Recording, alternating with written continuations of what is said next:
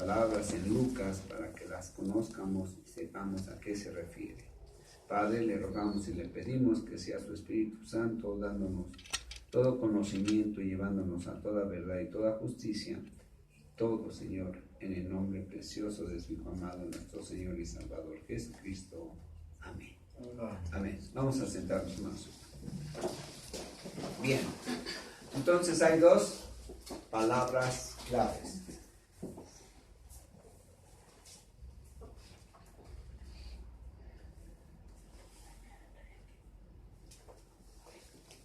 Vosotros.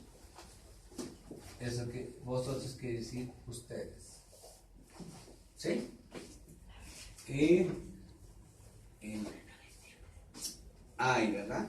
Y el hay. ¿Hay qué es? Lamento. Por, en este caso, ¿por quién? Por otros. Por otros, no dice por ustedes, ¿ah? ¿Con quién está hablando Jesús? ¿Con quién está hablando nuestro Señor Jesucristo? Con sus discípulos. Eso es lo importante. Identificar con quién va a hablar. Identificar a quién se está dirigiendo. A quién le está diciendo esas palabras. Nuestro Señor Jesús, ya lo hemos repetido varias veces, no vino por admiradores, por simpatizantes, por fama. No vino por eso. Vino por sus discípulos. Discípulos, dice ya en Juan 8:31, ¿verdad? Dice, si vosotros... Si mis palabras permanecéis en vosotros, entonces seréis mis verdaderos discípulos. Verdaderos. ¿Sí? ¿Puede haber entonces falsos discípulos? Sí. Pero ahorita vamos a hablar de los discípulos verdaderos. ¿Sí? Entonces dice, alzando los ojos hacia sus discípulos. ¿Qué quiere decir? Voy a considerar que la mitad de aquí son discípulos de Jesús y la otra mitad no es discípulo de Jesús.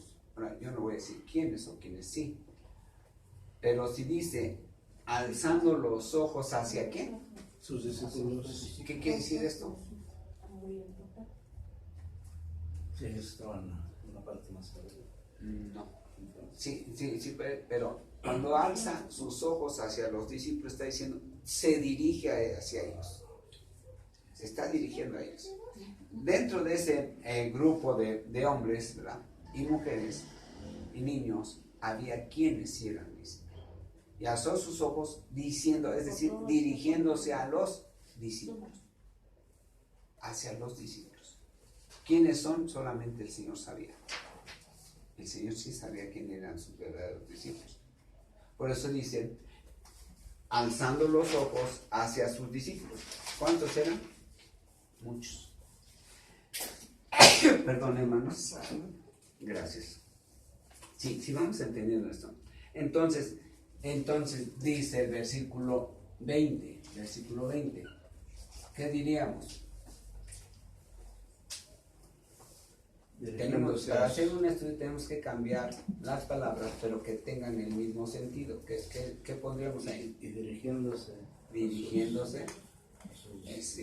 Exactamente. Dirigiéndose a sus discípulos. Cuando el hombre o el estudioso, el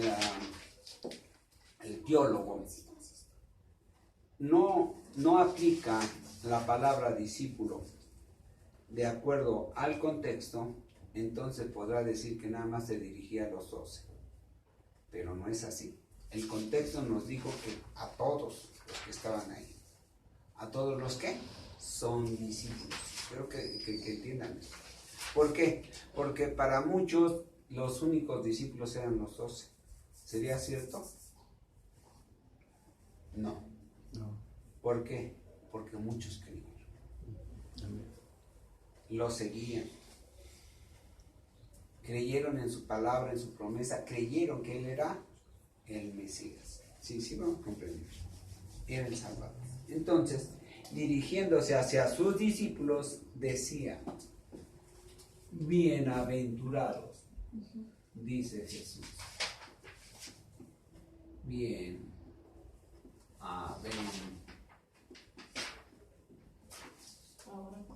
¿Qué es bienaventurados? Bienaventurados quiere decir más que bendecidos. Más que bendecidos. Igual a más que bendecidos.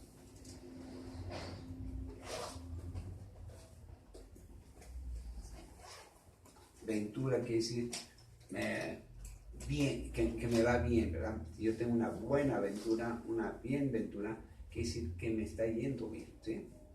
Entonces está diciendo más que bendecidos.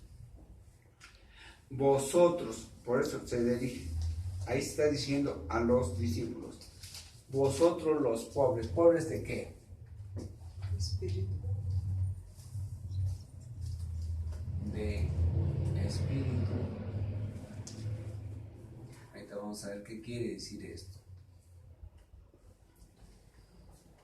Un hombre que es pobre de espíritu, quiere decir que no tiene nada que ofrecer. Nada. Que está consciente. En realidad todos los hombres, todos los seres humanos delante de Dios estamos pobres. Pero el discípulo de Jesús acepta esa condición, la acepta, la ve claramente. Se da cuenta que no puede ninguna de sus obras tener ningún valor delante de Dios. Ningún valor. Porque estamos en deuda con Él. El hombre está en deuda con Dios. Entonces dicen, bienaventurados los que ustedes, los pobres, porque vuestro es el reino de Dios. Pobres, de espíritu, también podemos decir de obras, que está consciente. ¿Y por qué? ¿Por qué razón? Porque son bienaventurados. Porque es de ustedes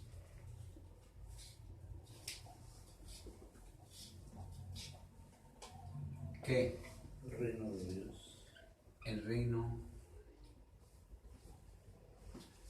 El reino de Dios, dice la Escritura, que es un reino en el cual todo es de oro.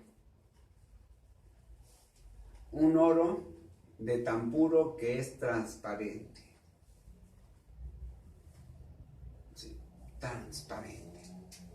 Y los químicos y los físicos dicen que cuando el oro llegue a su real, ¿verdad? A su real pureza, porque lo más que se puede conseguir del oro es el 99%. Y para trabajarse, el 21%. Sí, el 21% de pureza. Entonces, dice, ahora, este reino de Dios es que rico, riquísimo, diríamos, riquísimo. Dice, pobres de obras, ¿verdad? De espíritu, pero vamos a tener ¿qué? Riquezas. Dice que cuando creemos, el Señor nos dice que somos ¿qué? Que vamos a recibir las riquezas de su gracia. Vamos a Efesios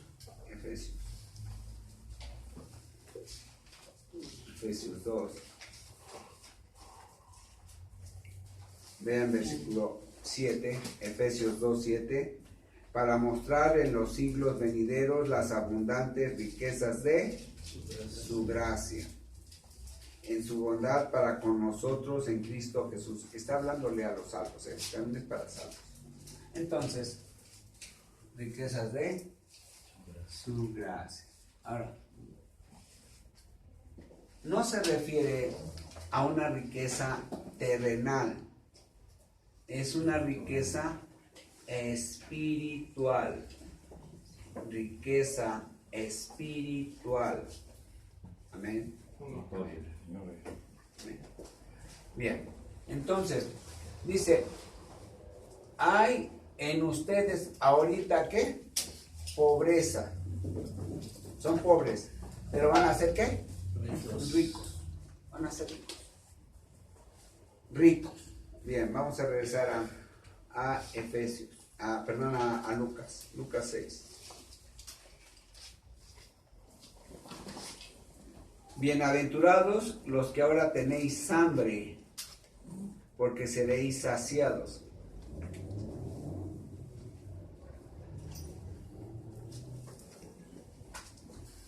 Los que tienen hambre,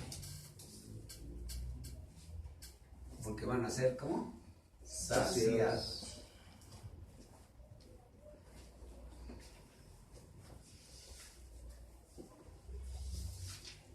Obras. Los que tienen hambre, hambre y sed de justicia.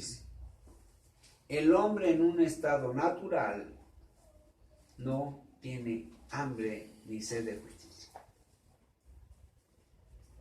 En este contexto o dentro de la Biblia, tener hambre y sed de justicia es tener deseos de hacer lo que Dios manda. Eso es lo que es. No es el deseo de Señor, hazme justicia. No. Es, Señor, quiero hacer tu justicia. Porque Jesús fue justo, es decir, justo, habla de voy a meter aquí, esto está justo. Esto está justo. Entra justa. No entra apretado, porque si no, no saldría. No entra sobrado. Esto. No entra sobrado. Entra justito. ¿Sí? Bueno, eso quiere decir justo. Que llena toda la ley de Dios, nuestro Señor Jesucristo. Por eso es justo. Ahora, nosotros o el hombre que es discípulo de Jesús, entra a ese ámbito porque ha sido bañado con la sangre de Cristo, es decir, es un hombre justo delante de Dios. Y esa obra se llama justificación. La justificación es el acto de Dios de tomar al hombre, cualquier hombre lo toma. Este hombre tiene que haber creído en Jesús, hombre o mujer o niño o joven, que haya declarado que Jesús es su Salvador, lo toma, Dios lo presenta delante de él y lo declara un hombre justo. ¿Por qué? Porque este hombre está bañado con la sangre de Cristo. Entonces Dios no ve a ese hombre, ve la sangre de Cristo y lo declara un hombre justo. Y ese acto se llama justificación. Justificación. Ahora, entonces, como estamos hablando de los discípulos, estamos hablando de ¿qué? Hombres justificados.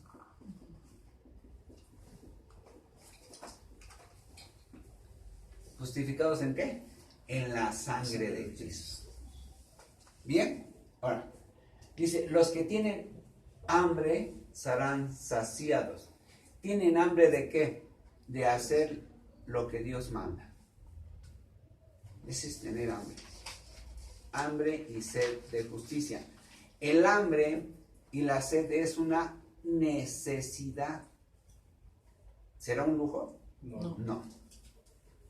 ¿Será algo superfluo? No. Una necesidad es algo que el cuerpo, el hombre, o el cuerpo del hombre necesita, ¿qué? Satisfacer. No es que quiera, la tiene que satisfacer. De otra manera, ¿qué le pasa? Muere. ¿Sí? Entonces es una necesidad primaria. ¿Sí? Entonces, en el discípulo hay eso. Tienen hambre. Y eso quiere decir que van a ser saciados. Ser saciados de esa hambre de hacer la justicia de Dios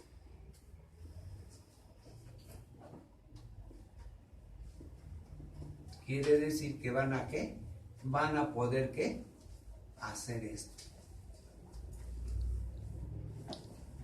Si tienen hambre de hacer lo que Dios manda, entonces si son saciados, entonces ellos van a poder ¿qué?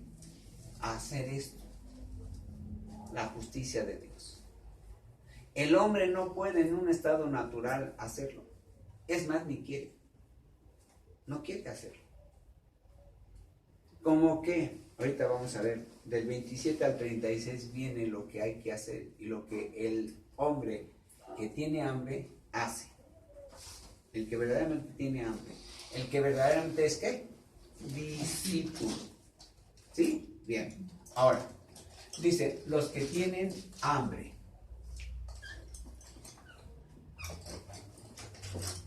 Segunda parte del 21 dice, porque seréis saciados. Bienaventurados los que.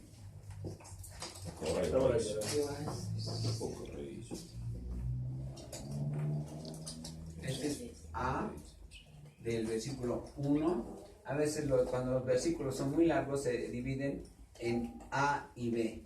Y si es demasiado largo, se divide hasta en 3, de acuerdo a las ideas que tenga el versículo, ¿sí?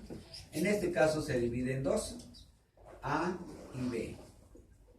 B, si han visto en algunos que han estudiado, a veces en algunos libros dicen versículo 21A y versículo 21B, algo así, ¿sí? Sí, bueno. Entonces aquí, la B, la segunda idea, dice, bienaventurados los que ahora lloráis. ¿Por qué? Los que ahora. No los que van a llorar. No los que lloraron. Los que ahora son ¿qué? Discípulos. Todos mis lloros antes de ser discípulo de Jesús no valen para Dios. No sirven de nada. Y siendo discípulo y no siendo discípulo de Jesús, aún conociendo de la palabra de Dios, tampoco valen. Valen siempre y cuando sea yo discípulo de Jesús. Ahora, los que ahora ¿qué? Lloran.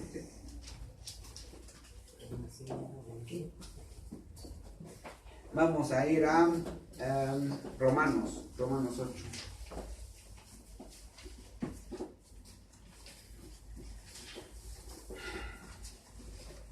Romanos 8:22 dice, porque sabemos que toda la creación gime a una y aún está con dolores de parto hasta ahora. Y no solo ella, sino que también nosotros mismos, está refiriéndose también a discípulos Pablo, nosotros mismos que tenemos las primicias del Espíritu, nosotros también gemimos dentro de nosotros mismos, esperando la adopción, la redención de nuestro cuerpo. Entonces, los que lloran, ¿qué? Lloran es un gemido.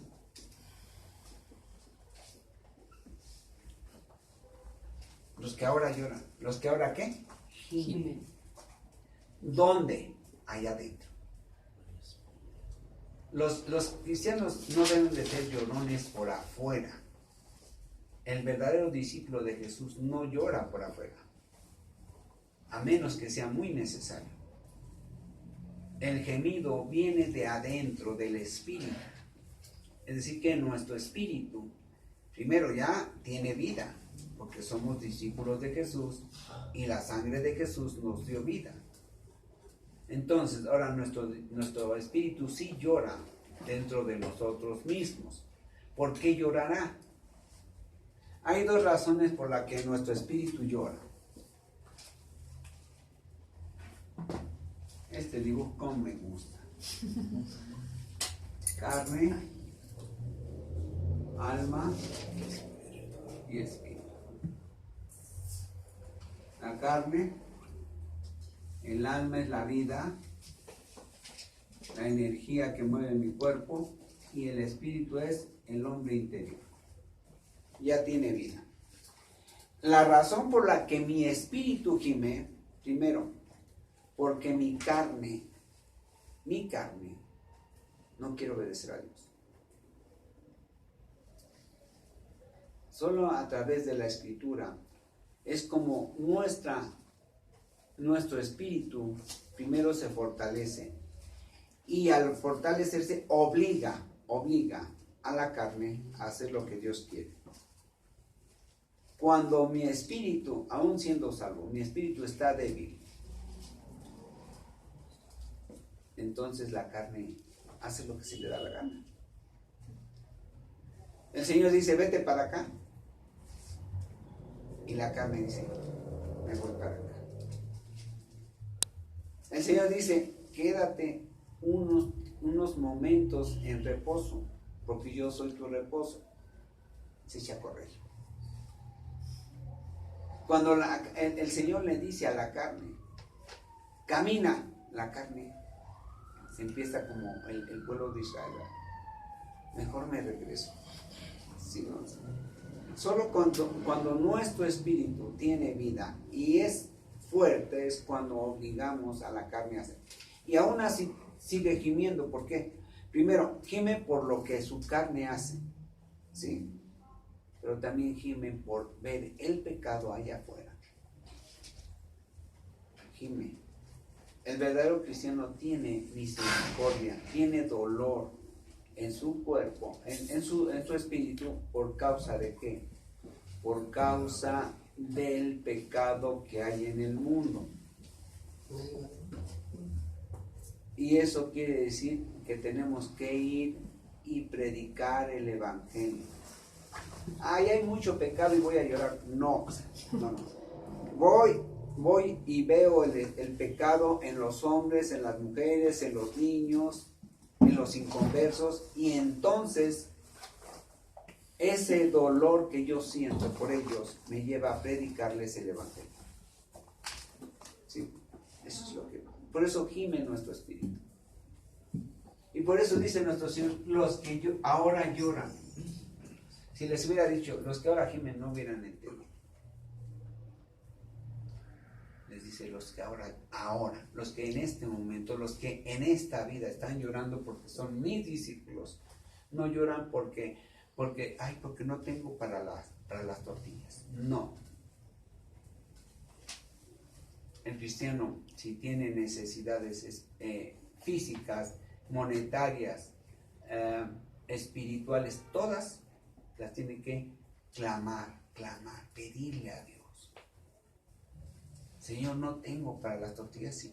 ¿Cómo no? Claro que es válido, pero tengo que ir ¿a qué? A clamar. Yo tengo un testimonio de una mujer que era, no sé si ahora sea cristiana, pero era católica en ese entonces, hace unos 25 años. Y era tanta la fe de esta mujer que le decía al Señor, le decía a una de mis cuñadas, que esta mujer le decía, Señor, yo no sé cómo, pero ahora yo quiero pollo rostizado. Así. Y el Señor, con un vecino, le llevaba. Ahora, no les digo que lo hagan así, no. Pónganse de rodillas, ¿eh? Y clamen, Señor, yo quiero, no que me des a mí, tráeme para mis hijos. Amén. Sí. Tráeme para mi esposa.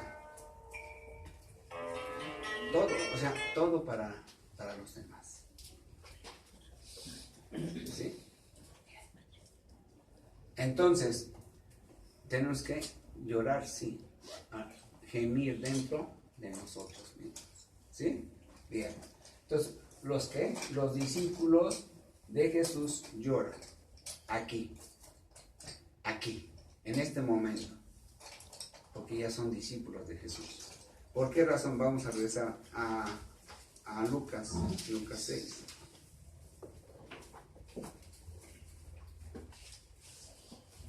Lucas 6, 21. segunda parte, dice, los que ahora lloran, ¿qué? Van a ir a reír.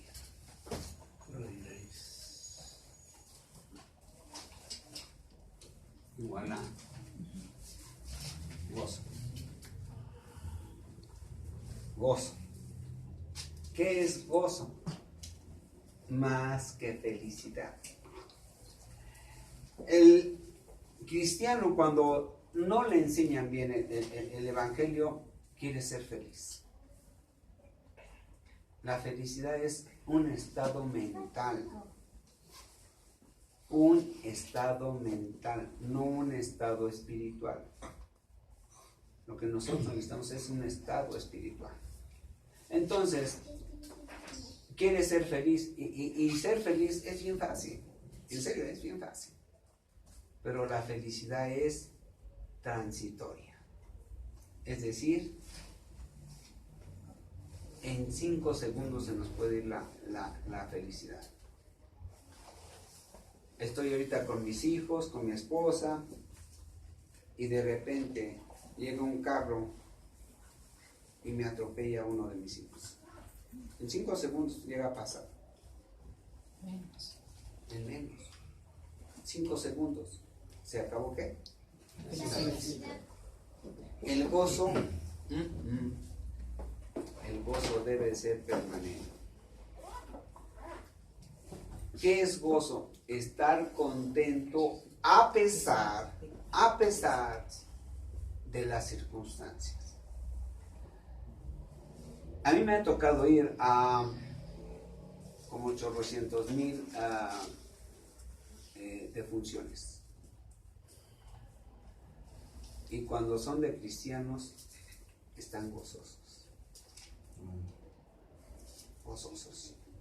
Cuando son verdaderos cristianos. Una vez me tocó, fuimos y predicamos, éramos como 4 predicadores, aquí en el molino, eran como las 11:30 de la noche, y estábamos ahí. Y la familia era cristiana, los hijos, los nietos tocaban guitarra y tocaban teclado, y estaban todos contentos, todos. ¿Cuántos inconversos había? Había muy poquitos. Y la algarabía llegaba hasta allá afuera. Y empezamos a predicar. Y un hermano, uno de los que le dice, oye hermano, ya pronto llega el Señor. Digo, sí, ya llega pronto. En ese entonces, debe haber sido como por 1900, como el 2016, 2015 voy a pensar que haya sido, porque ya tiene años. Y me dice, sí, ya viene pronto, dice, y faltan como 276 años. Le digo, no, hermano, porque él lleva la contabilidad de los judíos. Digo, no, está mal. Pero digo, vamos a gozar ahorita, no vamos a entrar en controversia. Le dije, hay una iglesia muy buena allá en Naucalpan, cuando quiere aprender, vaya allá. Yo le recomiendo un pastor muy bueno. 2. Sí. Pero todavía no llegaba el hermano Enrique. Pero ya estaba yo pensando en él. Bien, ahora, entonces, los que ahora lloran, dice, ¿van a qué? A tener gozo. ¿Por qué? Porque son discípulos de Jesús. Bien, 22. Bienaventurados seréis cuando los hombres os aborrezcan. Bienaventurados. Voy a abreviar aquí. Serán cuando los hombres los aborrezcan.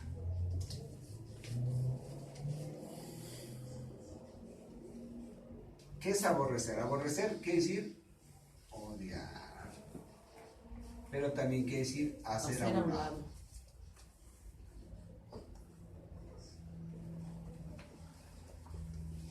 Es decir, no me interesa lo que tú digas.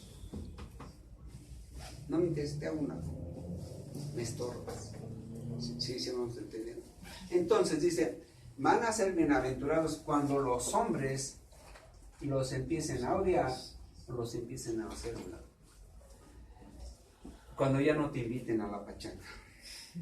Sí. Mis hermanos en la carne. Ayer mismo estábamos una hermana mía y un hermano más chico que yo y su servidor. Y me hablaron, estaban hablando acerca de un festejo el sábado, ¿verdad? Y mi hermana dijo, ya no podemos invitar a Ismael porque nunca va.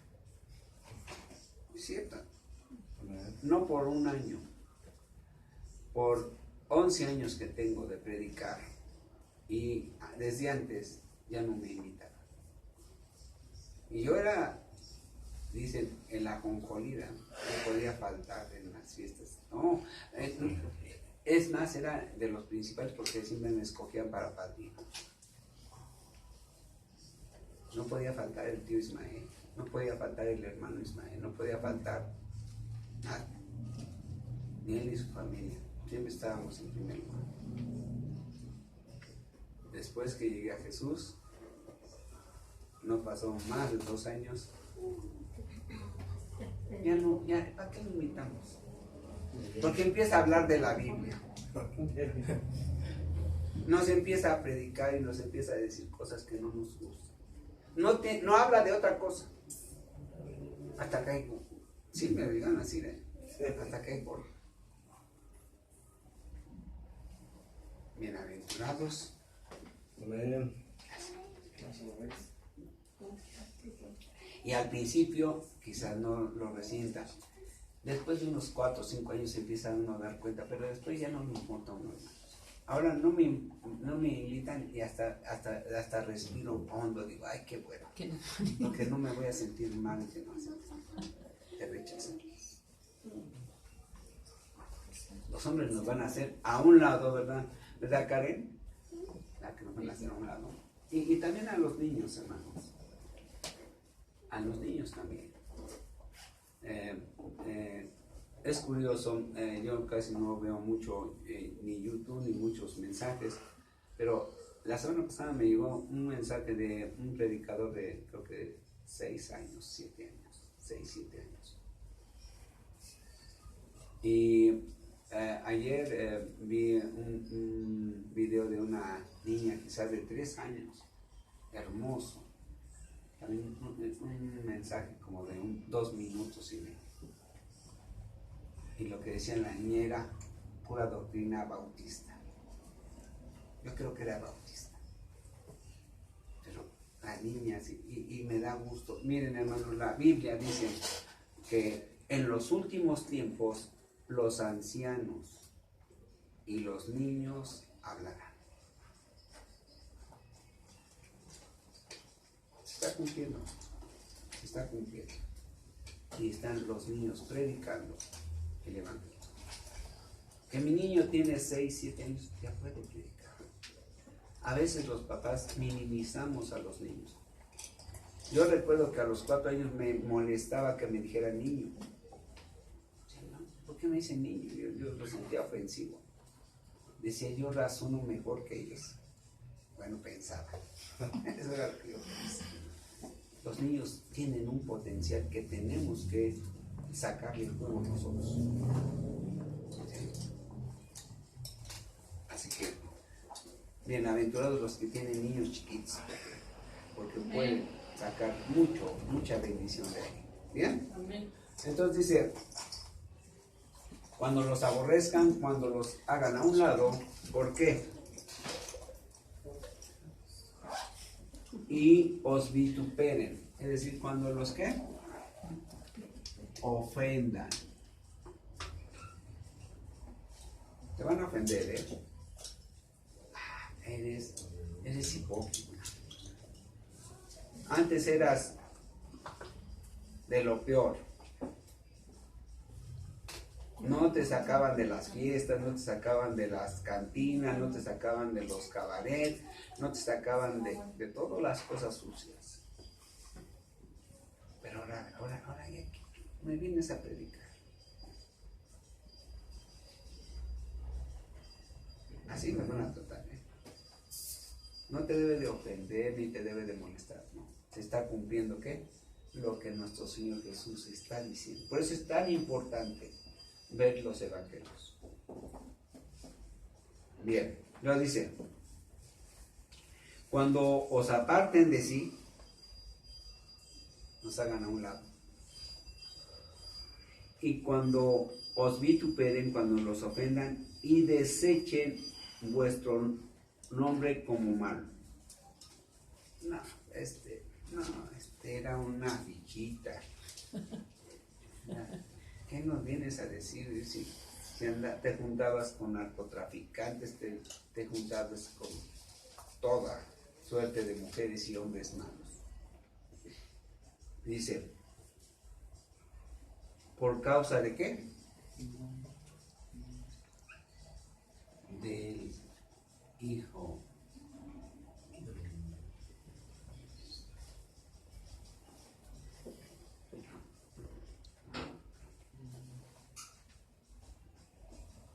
Por causa del Hijo de Dios.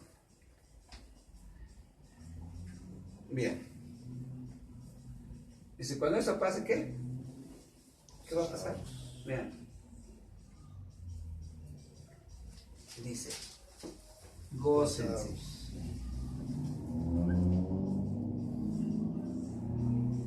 Gócense. Que no me quieren los de mi familia.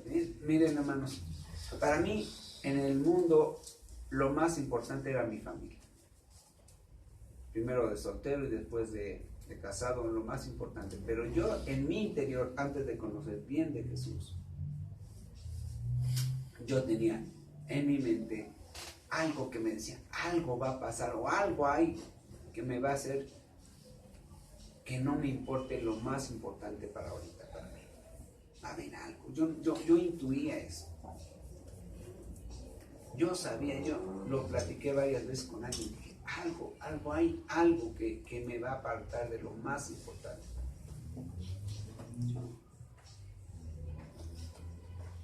Bien. Y dice, gócense en aquel día. ¿Decir qué? Sean más que felices. En el alma, aquí en el alma, está el centro de las cuestiones intelectuales. Va a haber un momento en que vamos a ver eso. Vamos a ver, este cuadro lo vamos a estudiar. En el alma está el centro de los pensamientos, está el centro de las cuestiones intelectuales, está el centro de los sentimientos humanos. ¿Sí? Y entonces, por esa razón, el alma se tiene que estudiar, porque a través del alma yo voy a conocer muchas cosas que me ocurren o me ocurrieron en mi vida mundana, pero que ahora han cambiado. En el alma voy a buscar la felicidad a través del alma, pero como ya no trabaja en mí como trabajaba antes el alma, ahora ¿qué busco? La justicia de Dios. Cuando yo andaba en el alma totalmente, buscaba la felicidad, buscaba la satisfacción carnal, buscaba la satisfacción mental, la satisfacción de mis sentimientos que estaban entenebrecidos, y por eso buscaba cosas vanas. Pero por eso el Señor nos da un espíritu ya vivo, ¿verdad? Ya tenemos el espíritu vivo, ya conocemos de Jesús, y ahora dice, ahora ya lo que buscamos es la justicia de Dios. ¿Sí? Bien. Entonces dice, gócense. Cuando les pase todo esto, gócense. Vean, gozaos en aquel día y alegraos, porque aquí vuestro ¿qué? porque el galardón es grande en los cielos.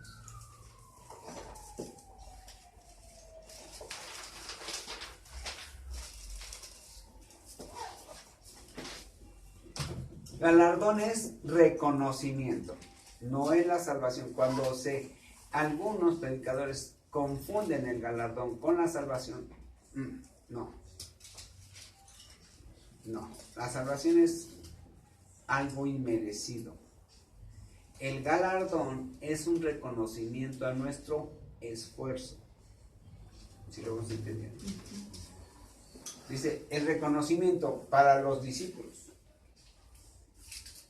es grande. ¿En dónde? Los cielos. Dice, ahora, el problema es que los discípulos de Jesús quieren el galardón aquí. No.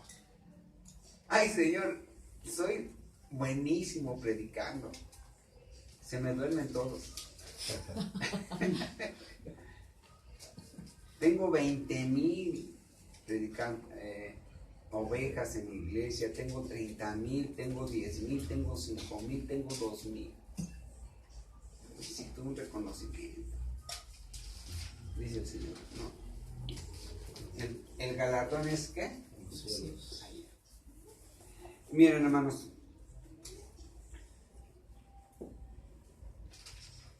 Oí en cierta ocasión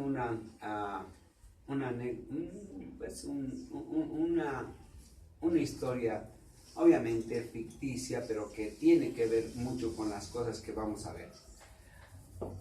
Decía que una vez que estaban en el cielo, que ya estaban en el cielo, ya estábamos en la iglesia ya en el cielo, y había grandes predicadores, había como 20 grandes predicadores de todos los tiempos cristianos, y que decían muchos, no, pues este va a ser el que le van a dar el mero galardón, ¿verdad? Y ya el Señor había galardonado a casi todos, ya faltaban 20. Y entonces dicen, ¿qué estaban? No, pues él va a ser el último, el mero. Y entonces, dentro de esos 20 predicadores que estaban al último, había un hombre humilde. Casi nadie lo había visto.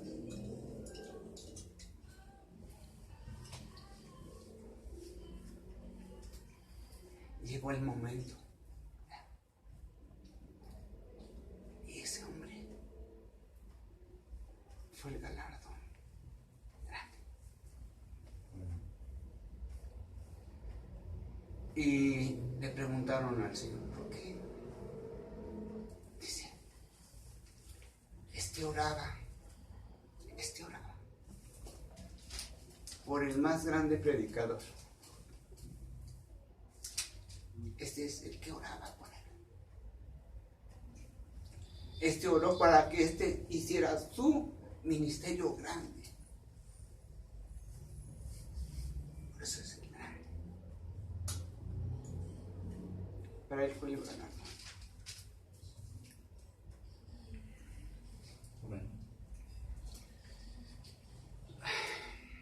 Así es. Las grandes iglesias, hermanos, no se hacen por los grandes predicadores. Se hace por la iglesia que ora. Sí. Y quiero que entiendan eso. Por eso, Pablo, miren, vamos a Efesios. Vamos a Efesios. Alguien se le ha olvidado su ministerio. Pero pero me está empezando a gustar el de esa cosita. No, lo que le pasa le estás cobrando agua. Bueno, si no voy a tenerle que quitar a otro.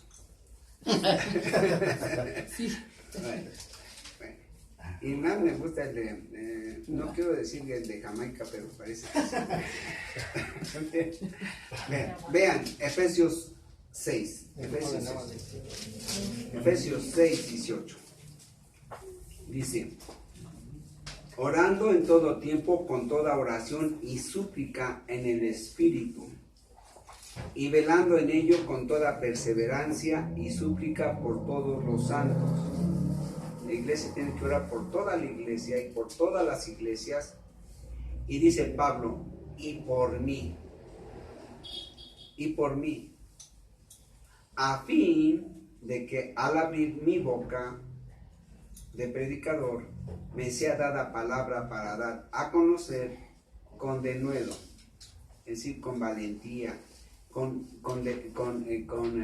valentía, con ánimo, ¿verdad? El misterio del Evangelio. Gracias.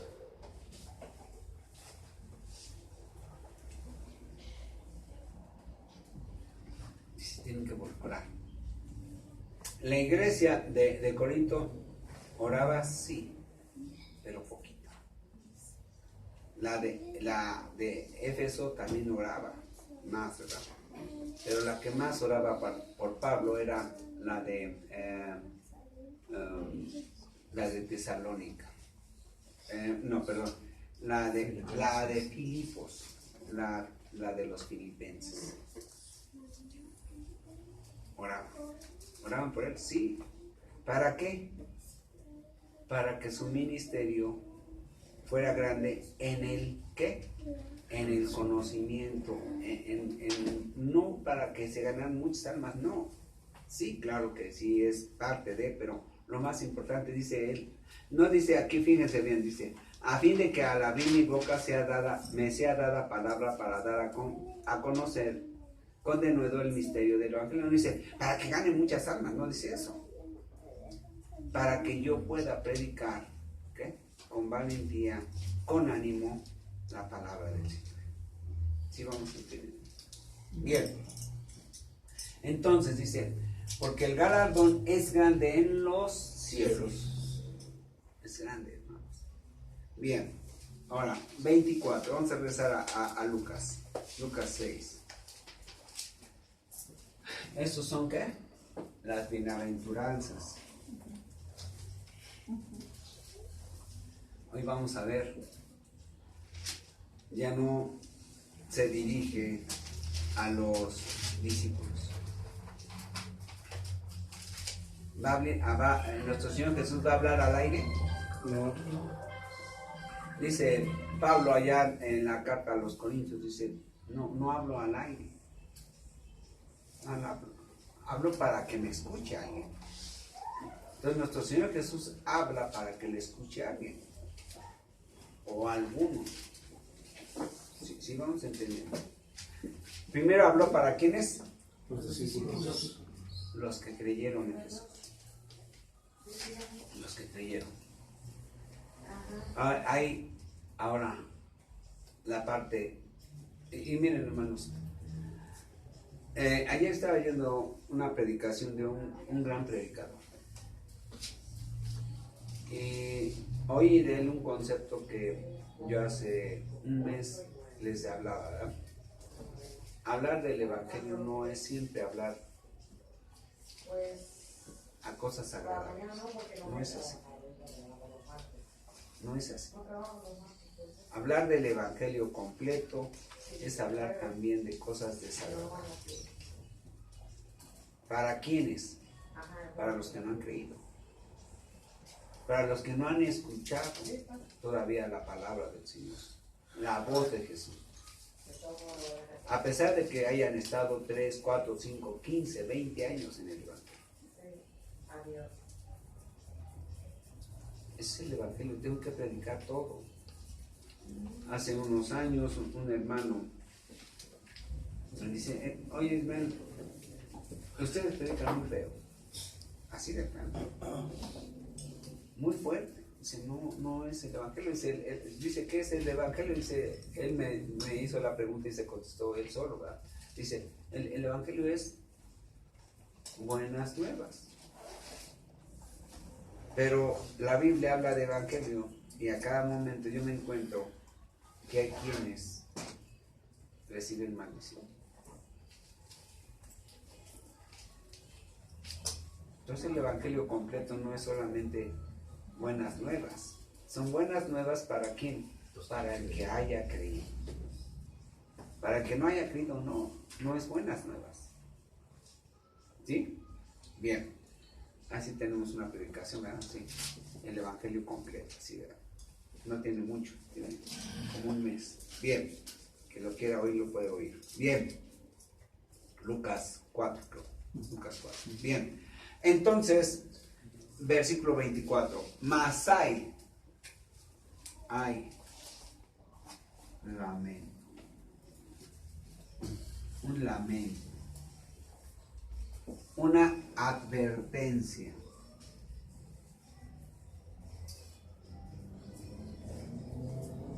Ay de ti, Karen, donde no le hagas caso a tu madre y vas a ver cómo te va a ir. Así dice el hermano Juan.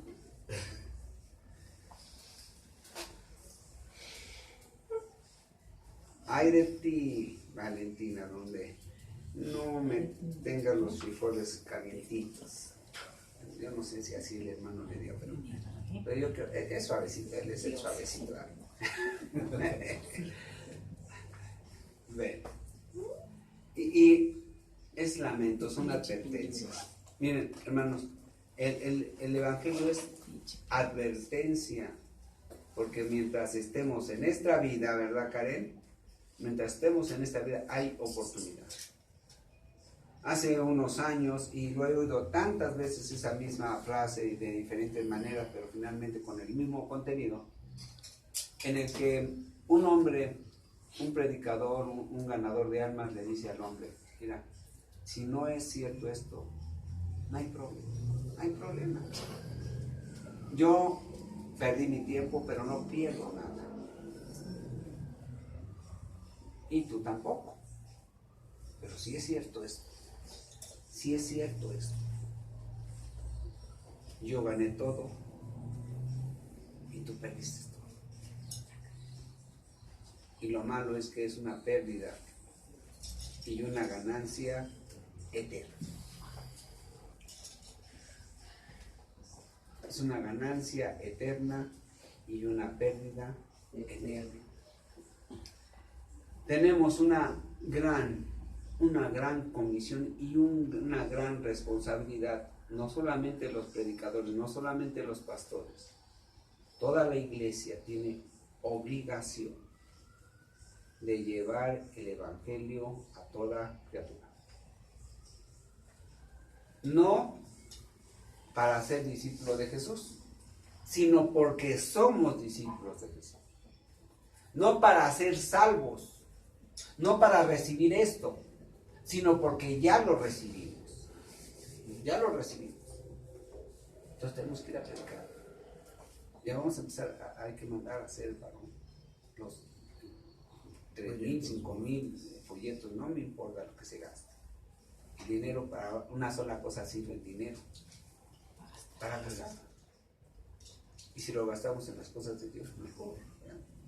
Mejor. Bien, entonces, dice el Señor, hay un lamento y hay una advertencia. Ay de vosotros ricos.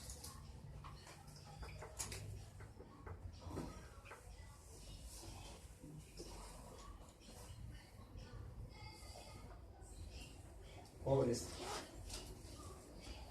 ¿Pobres de qué? De espíritu, de obras. Nosotros tenemos que estar siempre en el entendimiento, los discípulos de Jesús, que siempre seremos pobres. No económicamente, sino pobres en obras. Es decir, que siempre le vamos a deber a Dios. Miren, vamos a Romanos. Romanos 1.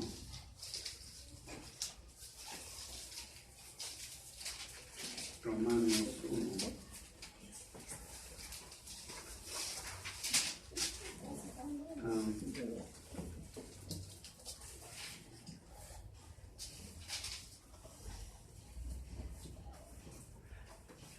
Uno 13.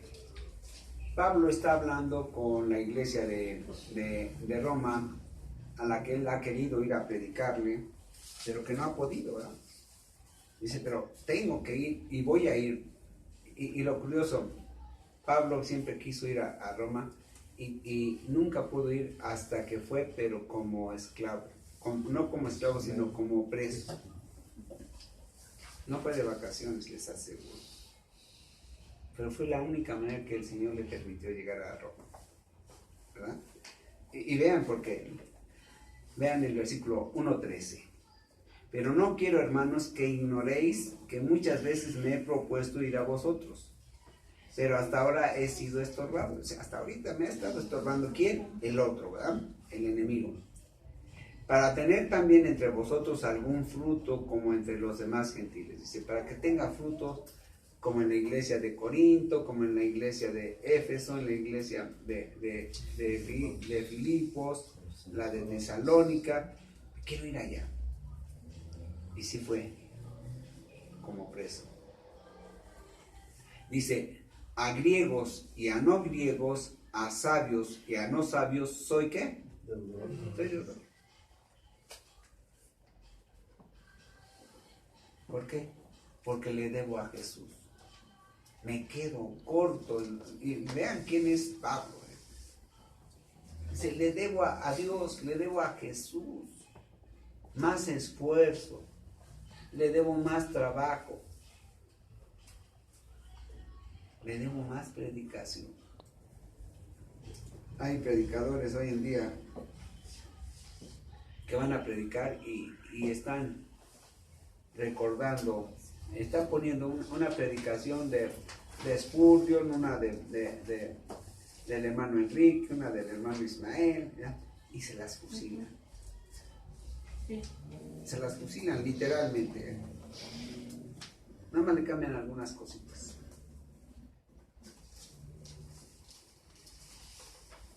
Le ponen más énfasis, ¿no? Dice, para que se vean que yo soy el que la hice.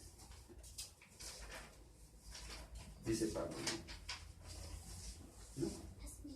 Ponte a estudiar 4, 5, 6, 8 horas. Que el Señor, pídele al Señor, clámale al Señor, ponte de rodillas al Señor, que te dé un discípulo como el hermano Marcelino, ¿verdad? Que te aguante 4 horas dedicando.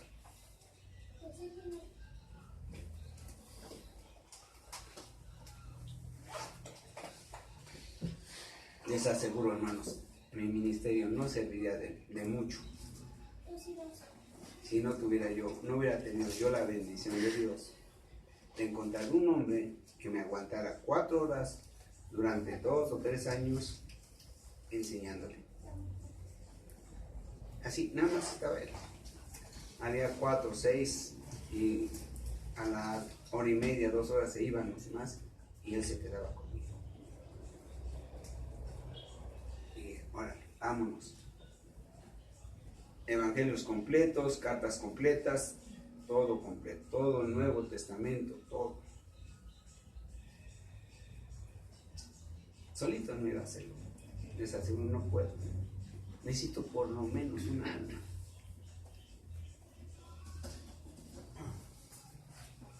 Y eran 3 días a la semana o 4 días a la semana. Bendición, ¿verdad? Bendición.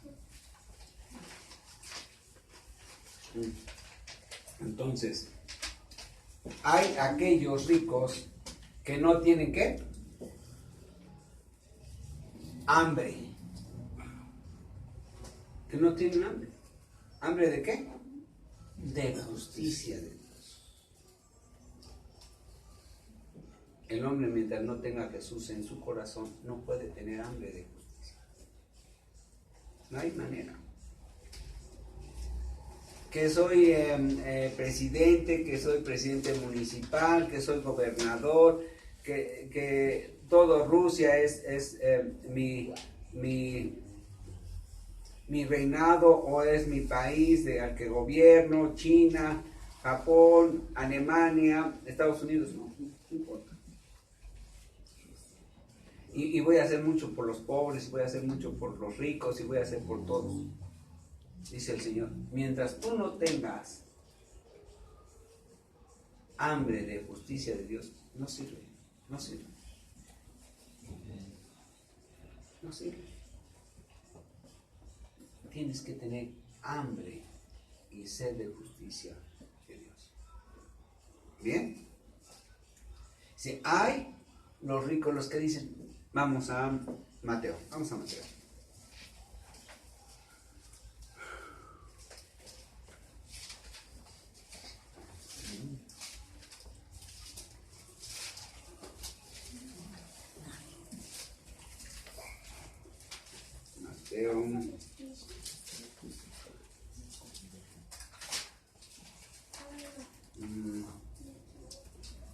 19. Mateo 19.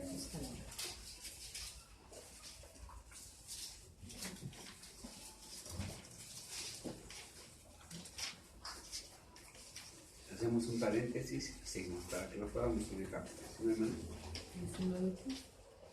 Terminando esto, dice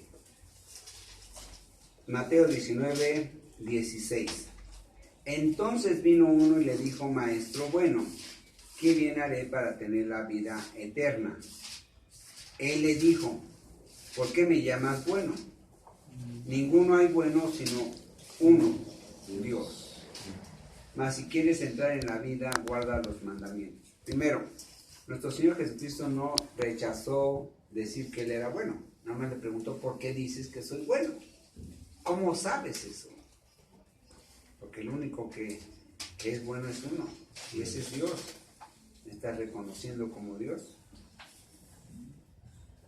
Si quieres entrar en la vida eterna, en la verdadera vida, guarda los mandamientos.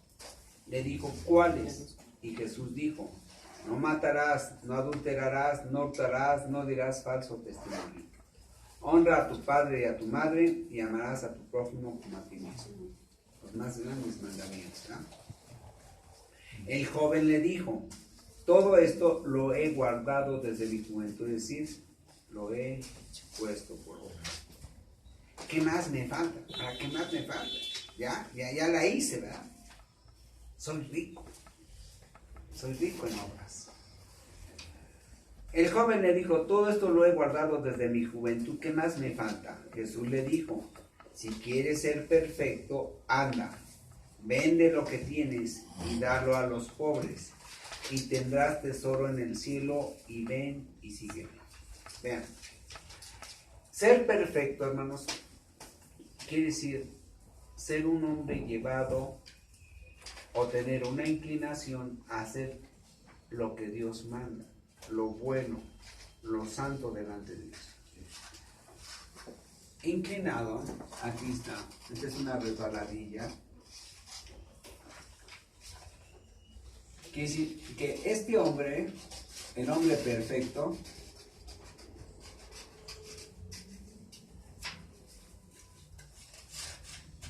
está inclinado. Si llega aquí, ¿no? Esta es una calle, llega aquí y llega a este punto, ¿qué va a hacer? A caer. Es decir, si no se cae, va a tratar para llegar hasta acá, ¿verdad? Sí. Se va rápido. O sea, no puede ir hacia arriba, sino va hacia abajo. ¿A hacer qué? Lo que Dios manda. Esto es la ley de Dios. Es decir, cumplimiento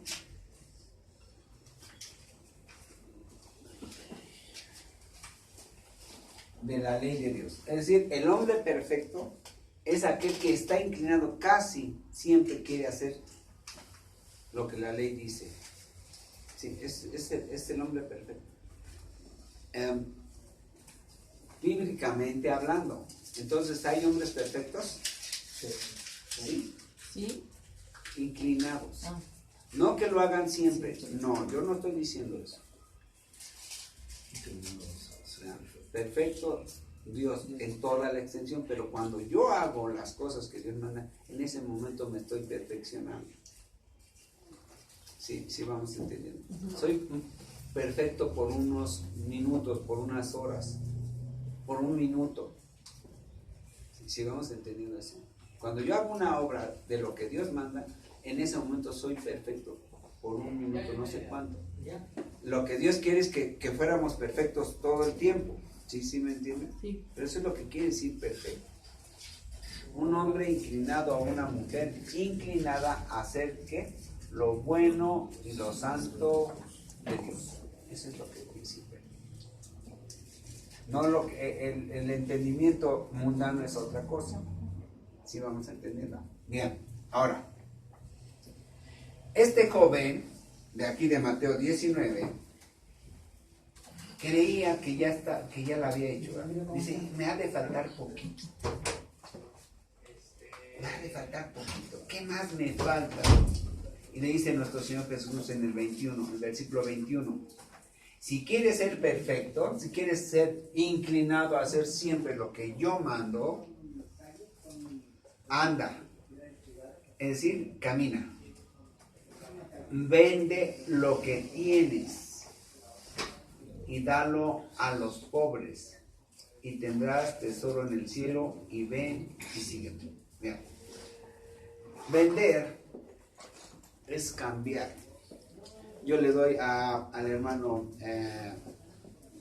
Jonathan, le digo, hermano, véndame su pluma, yo le doy dinero y él me da su pluma. Es decir, es un ¿qué? Cambio. El cambio. Lo que está diciendo aquí nuestro Señor Jesucristo dice, cambia esta idea de que eres rico en obras. El cumplimiento de la obra no me hace salvo. El cumplimiento de la obra no me hace salvo. Sino que el ser salvo me hace que yo cumpla la ley. ¿Sí, sí vamos entendiendo? Sí. Primero es salvación y después son obras. Cuando yo digo, yo voy a portarme bien para ir al cielo, me estoy agarrando de la ley de Dios. Estoy agarrando de la ley. Y la ley de Dios, para que yo pudiera ir al cielo por obras, tendría que cumplir todos los días de mi vida, desde que nací, 613 mandamientos. ¿Está fácil? Sí. Pues los hombres se agarran de la ley. Y dice la ley, si en un punto transgredes la ley, te haces transgresor de todos. Nunca podremos ser salvos. ¿Sí? Entonces, lo que le está diciendo Jesús, no te agarres de la ley. Lo que necesitas es ¿qué? Seguirme a mí. Anda, camina, vende lo que tienes y dalo a los pobres y tendrás tesoros en el cielo y ven y sígueme. ¿Sí?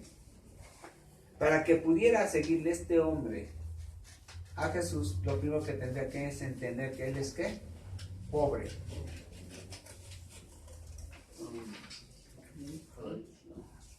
Que él es pobre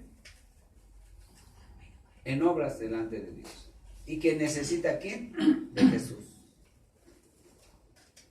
Pero vean qué pasa.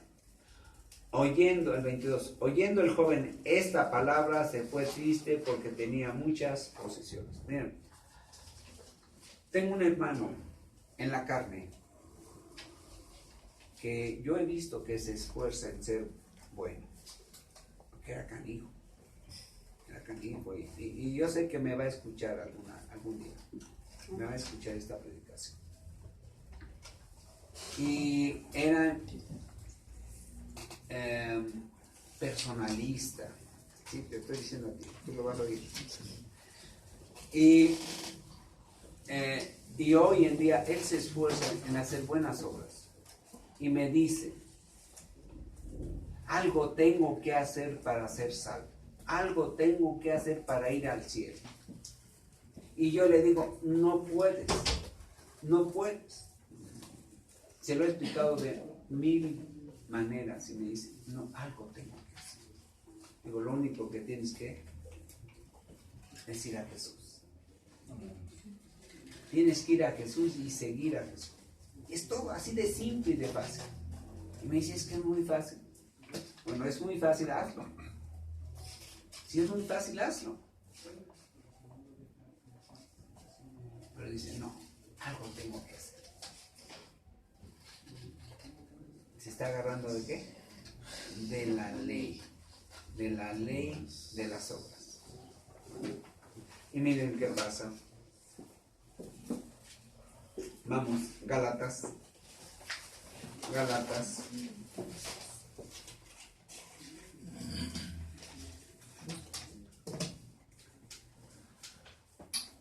2:16.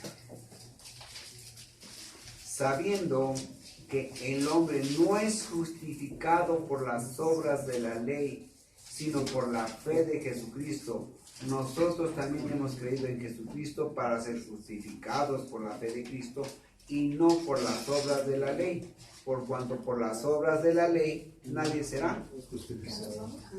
Nadie será salvado. Y lo leen los pastores, lo leen los cristianos, lo leen las iglesias y todavía dicen, si no haces obras, no eres salvo. Ahí está. ¿Hay entendimiento de la escritura? No. Tenemos que ir a predicar.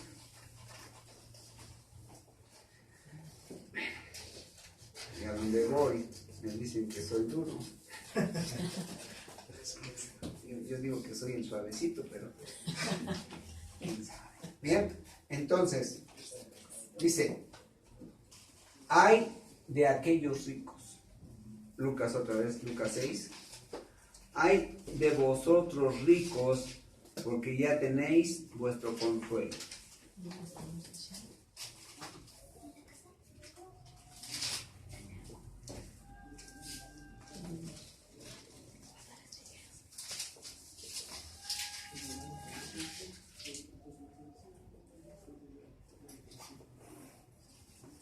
¿Cuál es el consuelo del hombre? Decir, ya cumplí con Dios, venga nuestro reino. ¿Sí? Es el consuelo del hombre. Pensar que se ganó la salvación. Porque no conoce el Evangelio. Porque no conoce del pecado. Porque no conocen de la santidad y de la justicia de Dios.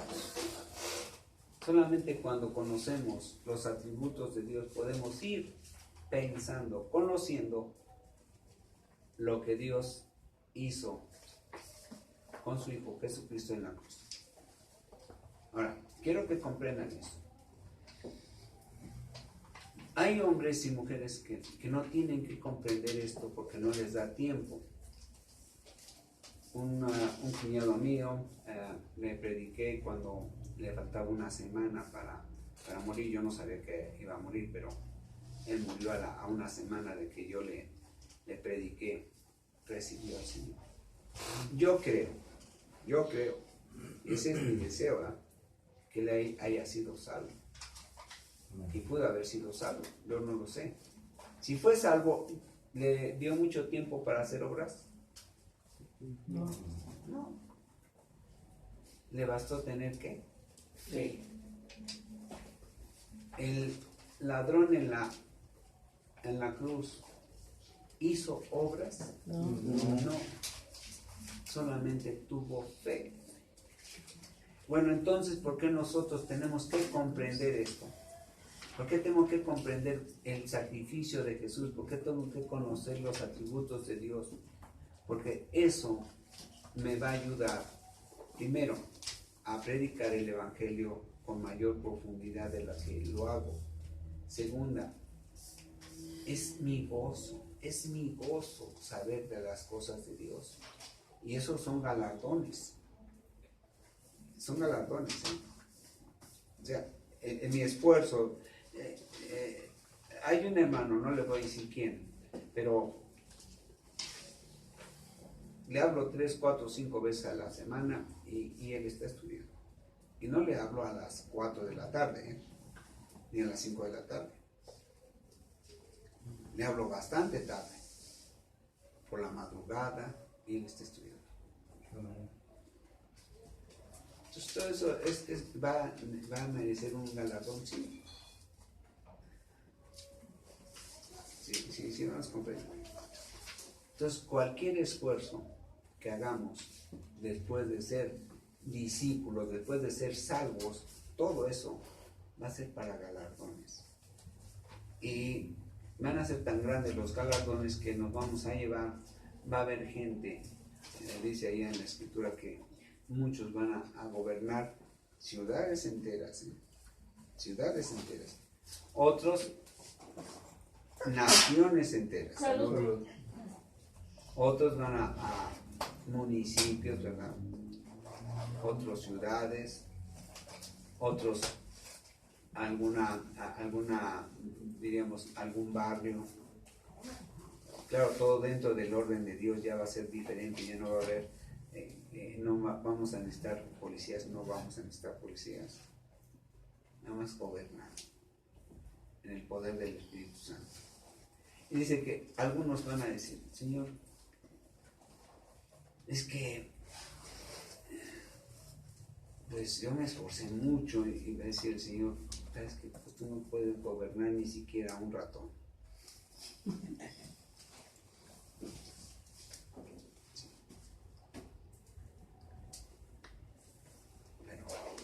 Pero todo esfuerzo del Señor lo va a recompensar. Un verdadero deseo de agradar a Dios y no a los hombres ni a Él mismo.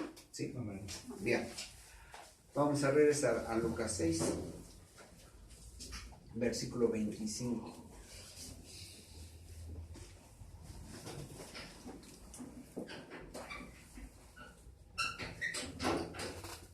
Ay de vosotros los que ahora estáis saciados, porque tendréis hambre.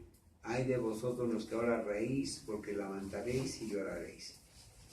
Los que ahora están saciados, ¿qué? Satisfechos.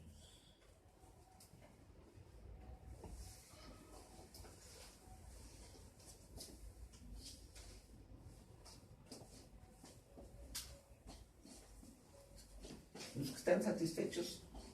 Ya hice todo lo que tenía que hacer. Dios me tiene que dar el cielo porque yo lo gané. Le daba de comer a mis amigos, los invitaba, íbamos a los bares y yo pagaba. Íbamos a la cantina y yo era el primero que aportaba. Después conocí del Señor y ya no los invitaba ya, ¿verdad? Ahora me invitaban a mí. Sí. Dicen, no, el hombre no puede estar satisfecho en cuanto a hacer las cosas de Dios. No. Mi hermano, yo espero que lo entienda así, que no es así, que ninguna obra delante de Dios es digna para llevarme al cielo. Miren, vamos a Isaías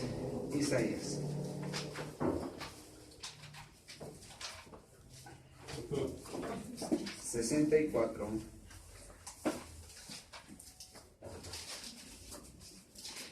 (64, 6).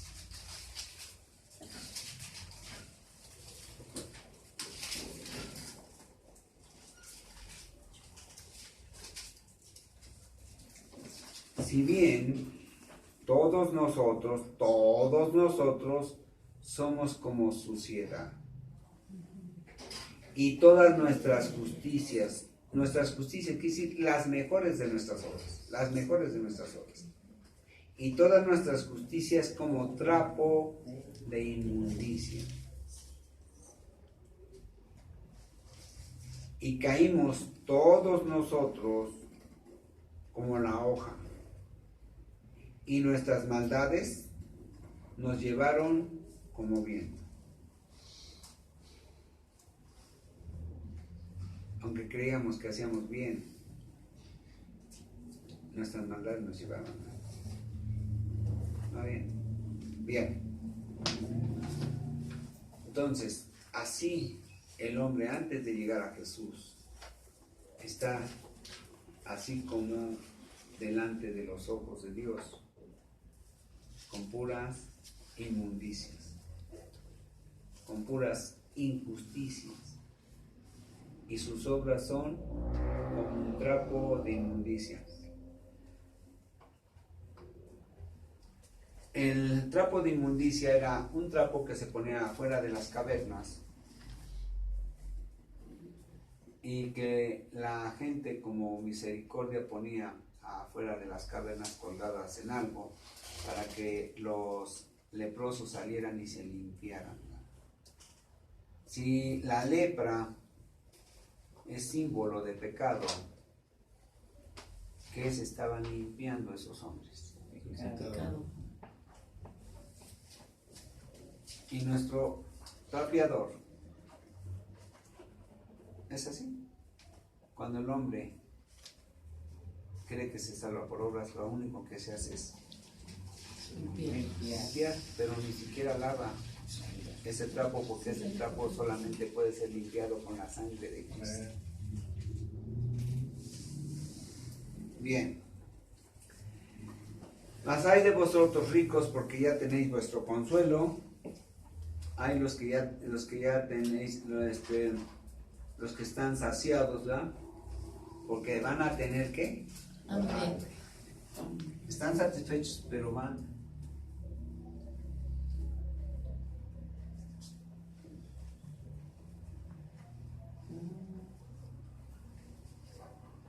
Una hambre que no va a ser satisfecha.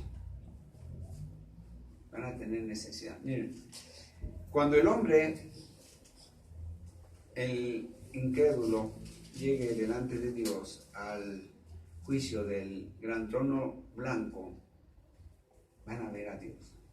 Van a ser la única vez que van a ver a Dios. La única. Pero no lo van a ver en toda su bondad, en toda su misericordia, en todo su amor. Lo van a ver en toda su ira. Airado. Pero aún así van a percibir que Dios es justo. Van a percibir toda la bondad y toda la misericordia que hay detrás de esa ira. Van a percibirla, la van a apreciar, la van a intuir. Y estoy seguro que van a quedar enamorados de Dios.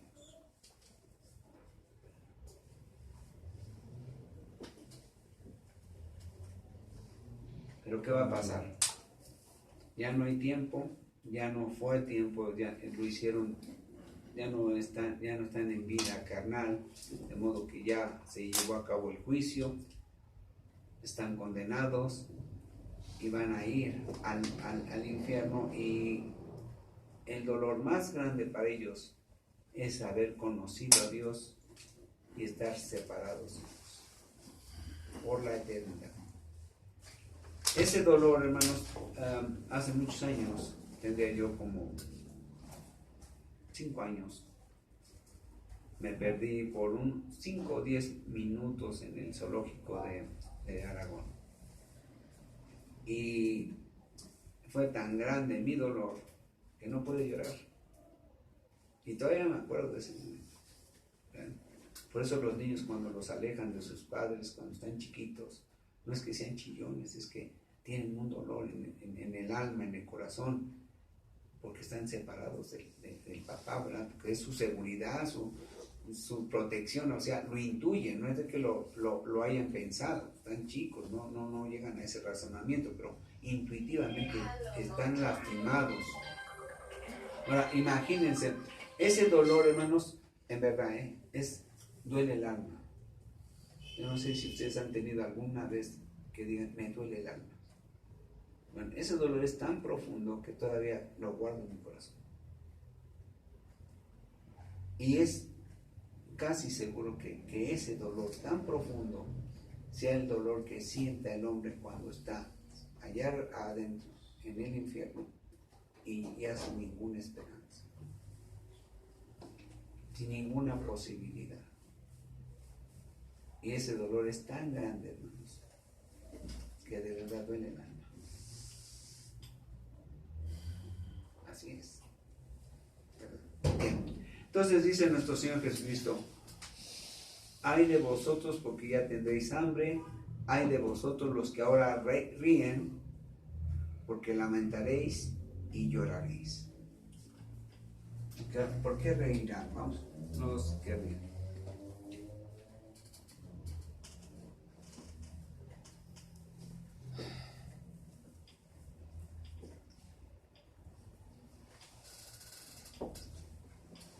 Porque ríen porque tienen felicidad. Y la felicidad es en el alma. Es decir, es una cuestión mental. Es una cuestión mental. Yo quiero ser feliz, ahorita no, les aseguro que si yo quiero ser feliz, por el solo hecho de que estén aquí y que me estén oyendo, que yo esté predicando, puedo ser feliz. Pero es una cuestión mental.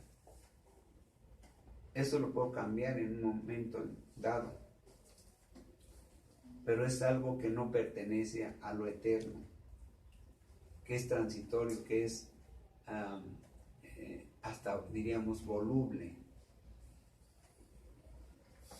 Dice, tienen una felicidad en el alma, algo que les puede ser quitado en un momento dado y no pasa nada ni pasó nada. Dice, ay de vosotros los que ahora ríen, porque lamentaréis, van a lamentar. ¿Y a qué? Lloraréis.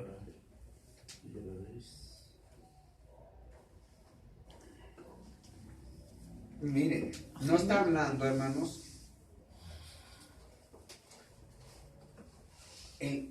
Todo esto de los lamentos y las advertencias va a ser más duro para aquellos que oyeron el Evangelio. Los que oyeron el Evangelio y no lo creyeron.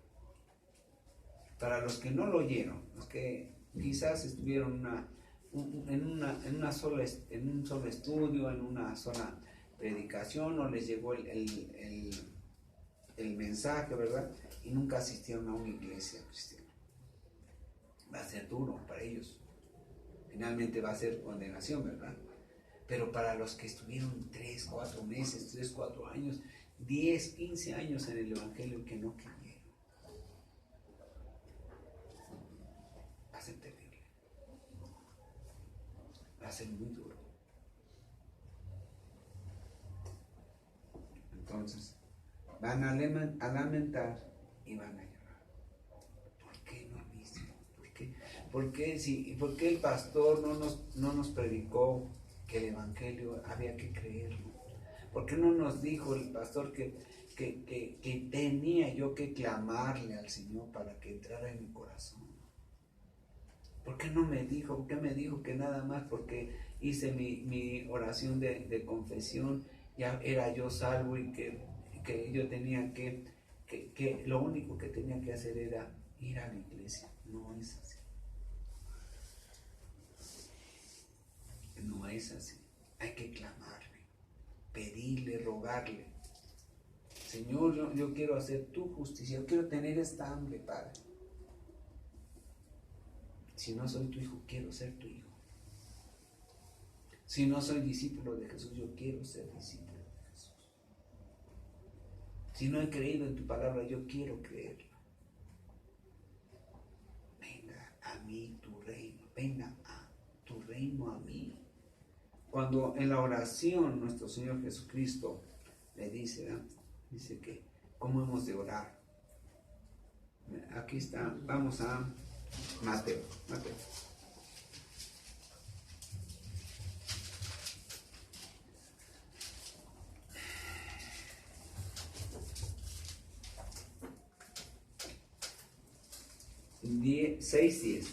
6:10.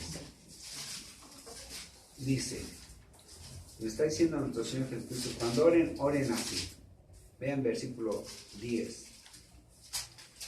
Venga tu reino, hágase tu voluntad como en el cielo, así también en la tierra. El pan nuestro de cada día, dánoslo hoy. Venga tu reino.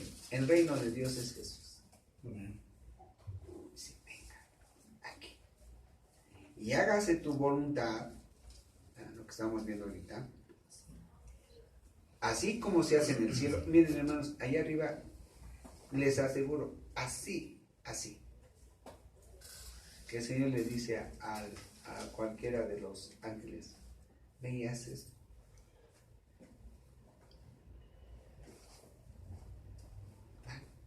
No dicen, ay, ¿por qué? Es que hace mucho. ¿Por qué no manda a la hermana Meche? ¿Por qué no le dice al pastor Enrique, pues el pastor? Las ovejas no somos torpes, somos ciegas. Que vaya el pastor. No, inmediatamente. No hay peros, no, así. Dice, hágase tu voluntad, como se hace en el cielo, así rápido y expresamente, así también en la tierra. Vamos a Génesis. Génesis 2.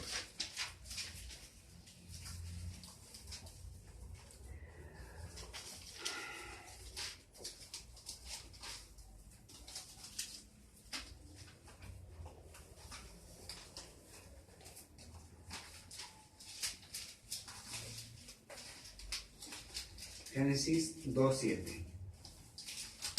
Entonces Jehová Dios formó al hombre, ¿de dónde? Del polvo de la tierra, y sopló en su nariz aliento de vida, y fue el hombre un ser viviente. Génesis 3:17. Al hombre dijo, por cuanto obedeciste a la voz de tu mujer, comiste del árbol de que te mandé diciendo, no comerás de él, maldita será la tierra por tu causa, con dolor comerás de ella todos los días de tu vida, espinos y cardos te producirá y comerás planta del campo, con el sudor de tu rostro comerás el pan hasta que vuelvas a la tierra, porque de ella fuiste tomado, pues polvo eres y al polvo volverás. El Señor Jesús dice, aquí, en esta tierra se haga tu voluntad, en esta, no en este mundo, porque el mundo está bajo el maligno, en esta tierra. ¿Bien? Vamos a regresar a Lucas 6.